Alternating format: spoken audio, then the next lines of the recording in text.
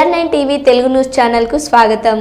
Media మిత్రులకు చాలా స్పష్టంగా తెలియజేస్తున్నా, నేను ఎమ్మెల్సీ అడుగుతలేను, నేను అడగొద్దు. నాకు పార్టీ ఆల్రెడీ టికెట్ ఇచ్చింది. పోటీ చేసిన పరిస్థితులు అనుకూలించకపోయినా ఓడిపోయినా నేను 3 సార్లు ఎమ్మెల్యేగా ఉన్నా. ఎమ్మెల్సీ కావాలని పడిపడి అడిగే గుణం నాది కాదు. 6 నెలల నుండి ఢిల్లీకి వెళ్లి రాహుల్ గాంధీ గారికి చెప్పాలని అనుకుంటున్నాను.